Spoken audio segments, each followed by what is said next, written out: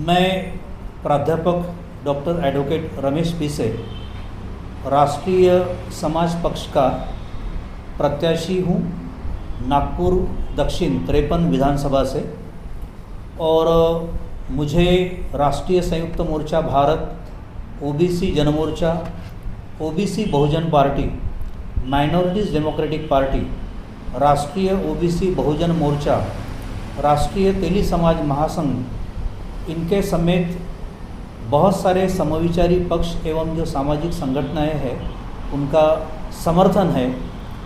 ये जो महाराष्ट्र विधानसभा सार्वत्रिक निवडणूक 2024 जो 20 नवंबर को संपन्न होने जा रही है, वहाँ पे मैं 53 नागपुर दक्षिण का प्रत्याशी हूँ और मेरा चुनावी चिन्ह है एप्पल, सफरचंद, सेब।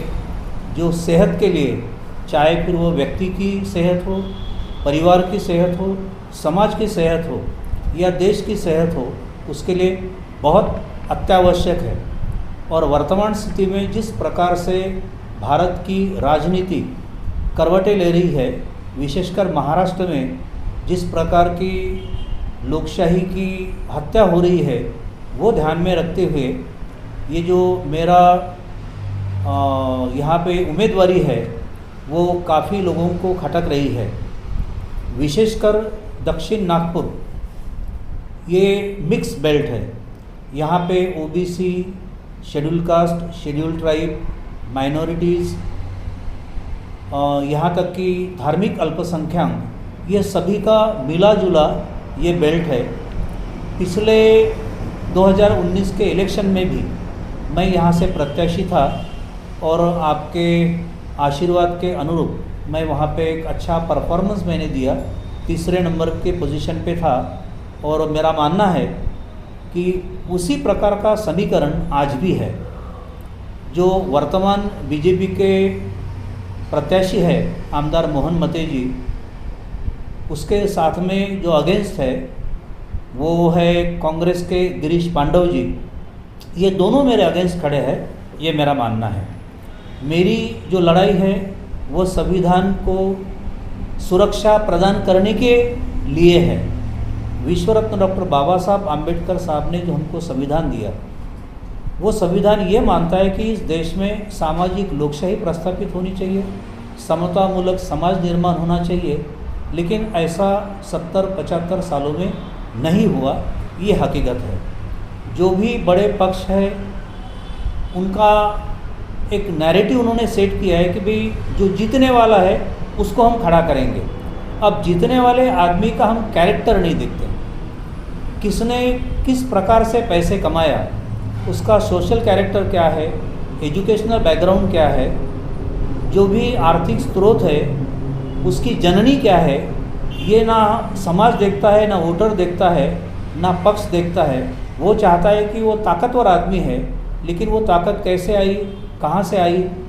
अब जो मेरे खिलाफ प्रत्याशी है, लोकसभा के और विधानसभा के इलेक्शन में निर्वाचन आयोग ने कुछ पैरामीटर सेट किए हैं कि भाई उस व्यक्ति का किरदार कैसे होना चाहिए, उसका सोशल कैरेक्टर कैसे होना चाहिए, क्रिमिनल रिकॉर्ड तो नहीं है, और 3 बार हमको पब्लिश करने के लिए बताया गया है। अब मेरे बारे में तो ऐसा कुछ भी नहीं है, लेकिन जो मेरे खिलाफ जो बड़े ताकतवर जो प्रत्याशी है उनके बारे में आप किसी को भी पूछिए, उनको बहुत सारी कठिनाइयों का सामना करना पड़ेगा अगर वो अपना सोशल कैरेक्टर वो पब्लिश करते हैं। क्रिमिनल बैकग्राउंड के बारे में अगर उनकी कोई केसेस है वो अगर करते हैं, तो वोटर ने भी पूछना चाहिए कि भैया आपके बारे में ये केसेस कैसे आई, क्यों आई, और आप कन्विक्ट हो या नहीं हो, ये सब पूछना चाहिए। दूसरी बात यह है कि अगर मान के चलो कि मैं मेरे लड़की का और लड़के का कहीं रिश्ता तय करता हूँ, तो पहले मैं ये देखता हूँ कि वो लड़का या मेरे घर में आने वाली बहू किस परिवार से है, उसका एजुकेशनल बैकग्राउंड, सोशल बैकग्राउंड, चाल चलन कैसा है, पैसा अगर माँ बाप के पास में है या लड़का कमाता है तो वो कहाँ से कमाता है, ये भी हम देखते हैं। लेकिन बदकिस्मत ऐसी है इस भारत देश की कि जिन महापुरुषों ने हमको आदर्श सिखाए और इथिकल पॉलिसी या हर क्षेत्र में काम आती है। इथिकल पॉलिसी ये पॉलिटिक्स में भी होनी चाहिए, नीतिमत्ता जिसको हम कहते हैं वो होनी चाहिए।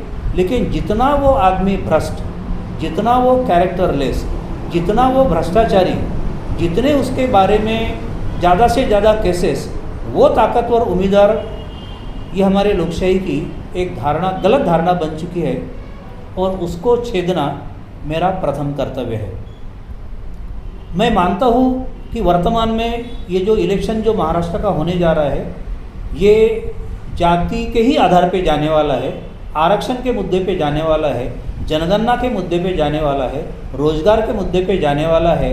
लाड़की बहना, लाड़के दामाद, लाड़के समधी, ये कोई मायने नहीं रखता। हमारा सबसे अगर लाडला कोई है तो मतदार है। बाबा साहब आम्बेडकर ने हमको मतदान का अधिकार दिया है। अपना मत किस व्यक्ति को दे, ये हमको तय करने का अधिकार दिया है, तो वो व्यक्ति अच्छा होना चाहिए। अभी वर्तमान में हम देखते हैं कि राहुल जी आ गए, अभी बीजेपी के बड़े बड़े कद्दावर नेता आएंगे और दोनों कहते हैं कि भी हमको संविधान की रक्षा करना है। संविधान की रक्षा करने की बात करने वाले संविधान की सरेआम हत्या कर रहे हैं। राहुल जी परसों आके गए और उन्होंने संविधान की किताब दिखाई। अब वो कौन से कलर की है, क्या है, ये बात की बात है।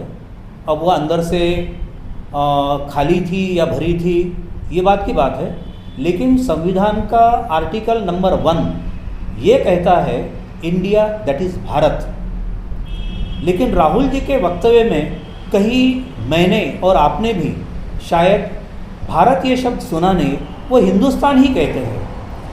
ये हिंदुस्तान अगर आर्टिकल 1 में है ही नहीं, संविधान में है ही नहीं, तो आप क्यों इस्तेमाल करते हो और संविधान की रक्षा करने की बात आप कैसे करते हो? ये मेरा सवाल उनसे है। दूसरा सवाल, भारत के सबसे वर्तमान स्थिति में लाडले जो प्राइम मिनिस्टर ऑफ इंडिया है, वो संविधान के तहत ही चुन के आए हैं और संविधान ने जो आरक्षण का, ओबीसी का जो तबका निर्माण किया, उसी के माध्यम से वो चुन के आए हैं। लेकिन वो ओबीसी की जात न्याय जनगणना नहीं करते। वो भी जब संविधान की बात करते हैं कि हम संविधान की सुरक्षा करेंगे, लेकिन वो भी अपने वक्तव्य में हिंदुस्तान ही कहते हैं। जो संविधान का आर्टिकल 1 कहता है इंडिया दैट इज़ भारत, उसके ऊपर उनका कोई वक्तव्य नहीं है। तो मेरा ये मानना है और मेरा ये कहना है, ये दोनों पार्टियों को, उनके संगठन को और उनकी आघाड़ियों को और उनके जो बड़े लाडले वोटर्स हैं उनको, कि भाई आप उनको ये पूछे कि भाई संविधान की परिभाषा आपके नज़र में क्या है।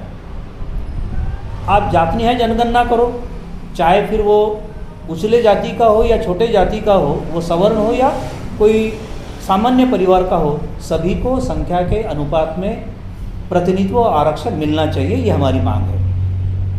मैं राष्ट्रीय समाज पक्ष का कैंडिडेट हूँ। हमारे जो राष्ट्रीय अध्यक्ष हैं आदरणीय महादेवराव जी जानकर, इन्होंने 1.5 साल पहले जब जंतर मंतर में ओबीसी की जात न्याय जनगणना के लिए वहाँ पे धरना आंदोलन दिया, तो विदर्भ की अगुवाई मैंने की थी। उस वक्त राहुल जी का मंच हमारे मंच के बाद में था, हमारा पहले था और उनका बाद में था। हमने उनको मेल भी भेजा, हार्ड कॉपी भी भेजी और प्रत्यक्ष हमने उनको रिक्वेस्ट भी की कि जात न्याय जनगणना के बारे में कांग्रेस पार्टी की राय क्या है, वो आप हमारे मंच पे आके बताइए। लेकिन उन्होंने मंच पे आना तो छोड़ो, नज़र भी नहीं घुमाई। और आज वो कहते हैं लोकसभा इलेक्शन के दौरान और अभी कि हम इस देश के संविधान को बचाएंगे, ओबीसी की जात न्याय जनगणना करेंगे, 50% की जो कैप है वो हटाएंगे। तो जब तक आप सत्ता में थे तब तक आपने ये क्यों नहीं किया? अभी भी आपकी कर्नाटका और तेलंगाना में सत्ता है, तो वहाँ आप क्यों नहीं करते हो? ये हमारा सवाल है। दूसरी बात, लोकसभा में आपने जो कैंडिडेट्स उतारे उसमें कितने जातियों के कैंडिडेट थे, किस तबके को आपने प्रतिनिधित्व दिया, उसमें ओबीसी कितने थे, सही ओबीसी कितने थे, और एक विशिष्ट परिवार के या संप्रदाय के या विशिष्ट समुदाय के कितने थे, ये आप बताइए। आपके साथ में जो दूसरे प्रत्याशी दल है उन्होंने भी बताना चाहिए कि आपने किस किस घटक को उम्मीदवार दिए। मैं ये कहता हूँ कि हमारे राष्ट्रीय समाज पक्ष ने जो उम्मीदवार दिए हैं वो करीबन 23 अलग अलग जातियों के हैं। भले ही हमने 90-95 ही उम्मीदवार उतारे हैं अलग अलग संगठनों के माध्यम से, लेकिन हमने 25-26 अलग अलग जातियों को प्रतिनिधित्व दिया है। एससी है, एसटी है, ओबीसी है, माइनॉरिटीज़ है, यहाँ तक कि सवर्ण भी है। दूसरी बात है कि पृथक विदर्भ ये हमारा नारा है, जिसके लिए आदरणीय जानकर साहब ने जब वो विधान परिषद सदस्य थे तब कई बार हाउस में ये बात उठाई। महिला सशक्तिकरण, महिला रोजगार, जो युवा वर्ग है उसको रोजगार मिले, जो काश्तकार है उनके जो भी उत्पाद है उसको एमएसपी मिले, कोई काश्तकार, कोई खेतीहर मजदूर या किसान आत्महत्या ना करे, ये हमारी नीति है। और इस नीति के तहत सबको अच्छा स्वास्थ्य मिले, अच्छी शिक्षा मिले, चाहे वो ठेला चलाने वाला या रिक्शा चलाने वाला बंदा हो या कोई कलेक्टर का लड़का हो, वो एक ही स्कूल में पढ़ना चाहिए। समान शिक्षा, समान अवसर और समान संधि जो संविधान कहता है वो हमारा एजेंडा है। बीते लोकसभा चुनाव की बात करें पीछे सर, तो सुप्रीम कोर्ट ने ये कहा है कि चुनावी रेवड़ियां बांटना सरकार बंद करे, लेकिन उसके बाद भी विधानसभा चुनाव के एंड मौके के पहले महाराष्ट्र सरकार ने लाड़की बहन योजना चालू की, जिस पर विपक्ष ने, कांग्रेस ने बात उठाई और फिर शिंदे सरकार ने लाड़का भाऊ योजना चालू की। लेकिन अब दोनों कांग्रेस और भाजपा ये तय कर रहे हैं कि हमारी सरकार में लाड़की बहन योजनाओं को 1500 की जगह आने पर 2100 दिए जाएंगे, और वहीं कांग्रेस के घोषणा पत्र में क्या गया जा रहा है कि हम 3000 रुपए आपको बहनों को देंगे।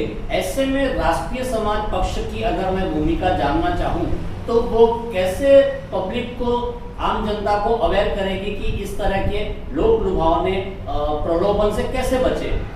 देखिए, राष्ट्रीय समाज पक्ष की अपनी एक नीति है। जो भी फिलहाल में सत्ता पक्ष और विपक्ष जो दावे कर रहे हैं वो झूठे दावे हैं, और मुझे तो लगता है कि जो इलेक्शन कमीशन ऑफ इंडिया है उन्होंने इन दोनों जो मेन प्लेयर्स है उनके ऊपर कटाक्ष करना चाहिए कि भाई आप 1500 रुपये दे रहे थे लाड़की बहना को, अभी आप 2100 कर रहे हो। इधर राहुल जी ने कहा कि भाई हम अगर सत्ता में आए तो 3000 देंगे। हमारा सवाल ये है कि ये पैसे आप लाएंगे कहाँ से? पहले आप आपका सोर्स ऑफ इनकम जो है वो बताइए। हम टैक्स पेयर है सर, मैं पेंशनर आदमी हूँ, टीचर था, प्राध्यापक था, रिटायर्ड हूँ, लेकिन जो भी मुझे पेंशन मिलती है तो मैं पेंशन का बहुत सारा हिस्सा टैक्स के रूप में गवर्नमेंट को देता हूँ। ये किसको अधिकार दिया है गवर्नमेंट को या इस सरकार को कि हमारे टैक्स का पैसा आप किसी को फ्री में बांटें बगैर हमको पूछे? आप ये नहीं कर सकते। पहले आप ये बताइए कि भाई आप ये पैसा लाओगे कहाँ से। हकीकत यह है कि जो भी सामाजिक न्याय की योजनाएं थी वहाँ का पैसा लोगों को नहीं दिया गया है। अभी भी मेरे रिटायरमेंट के बाद में 5 साल हो गए, 6 साल हो गए मुझे रिटायरमेंट होके, लेकिन मेरा जो बकाया अभी भी गवर्नमेंट के तरफ है उसमें से जो 7वां वेतन आयोग के बाद में जो डिफरेंस था हमारा, वो डिफरेंस का अभी भी 2 किस्त मुझे नहीं दी गई।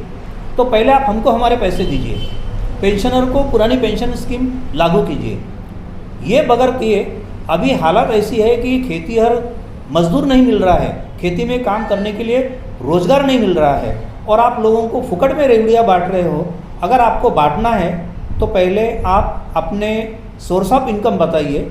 आपको अगर इतना ही शौक़ है और इतनी बहनाएं और भाई आपको इतने लाडले हैं तो आपका जो भ्रष्टाचार का जो कमाई हुआ पैसा है उसमें से आप दीजिए, हमारे टैक्स में से आप वो नहीं दे सकते।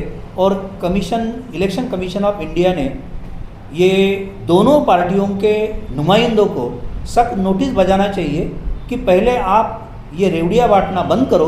और दूसरी बात यह है कि अभी तो आचार संहिता लगी है, आचार संहिता लगने के बाद में भी अगर आप ऐसे नारे देते हो तो ये गलत है। हमारा घोषणा पत्र ये कहता है कि हम पृथक विदर्भ के साथ में छोटे राज्य बनाएंगे, ओबीसी प्रवर की जाति न्याय जनगणना करके सभी प्रवर, चाहे फिर वो सवर्ण हो या दलित वर्ग हो, वंचित हो, सभी को संख्या के अनुपात में प्रतिनिधित्व मिलना चाहिए। गुणवत्तापूर्ण शिक्षा मिलनी चाहिए। सुदृढ़ कुटुंब समृद्ध राज्य ये हमारी योजना है। सामाजिक समता समृद्ध राज्य ये हमारी योजना है।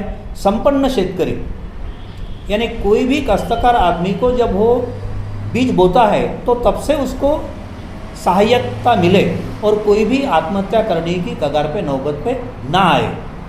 उसको आप, अगर मैं 60 साल के बाद में रिटायर्ड होता हूँ तो मुझे पेंशन मिलती है, तो खेतीहर इंसान भी 60 साल के बाद में काम करने की वो क्षमता नहीं रखता है, उसको भी 6,000 रुपये पेंशन मिलनी चाहिए, ये हमारी धारणा है।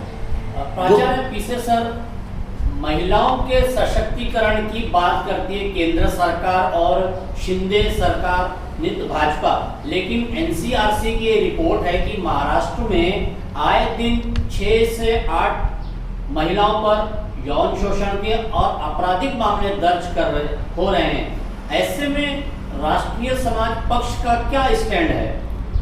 हमारा जो एजेंडा है उसमें एक अहम मुद्दा है और मैं आपके चैनल को विशेष धन्यवाद देना चाहता कि आपने ये बहुत ही जो महत्वपूर्ण सवाल ये उठाया है।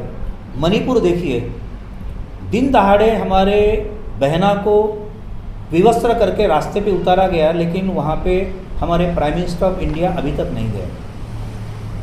दूसरी बात यह है कि हर गांव में, हर ज़िले में, हर मोहल्ले में रोज़ हादसे हो रहे, फिर वो 3 साल की बच्ची, 4 साल की बच्ची से लेके तो 70 साल की बुज़ुर्ग महिला पर भी अगर अत्याचार हो रहे हैं तो महाराष्ट्र का हमारा गृह विभाग कर क्या रहा है? जो भी बच्चियाँ स्कूल में जाने वाली है, कॉलेज में जाने वाली है, माँ बाप डरते हैं कि भी शाम को आई तो वो सही सलामत आ रही या नहीं है, लेकिन हमारा गृह मंत्रालय उस पर कोई काम नहीं करता है।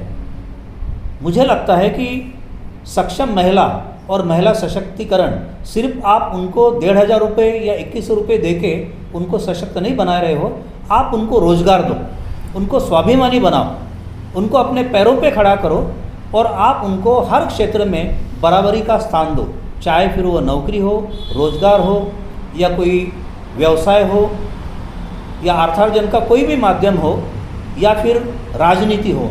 आप कितने महिलाओं को आपने उम्मीदवारी दी ये बताइए, कितने महिलाएं आपने राजकारण में उतारी या आपके अभी आमदार के कैंडिडेट है ये बताइए। हमारा नारा है सक्षम महिला समृद्ध राज्य।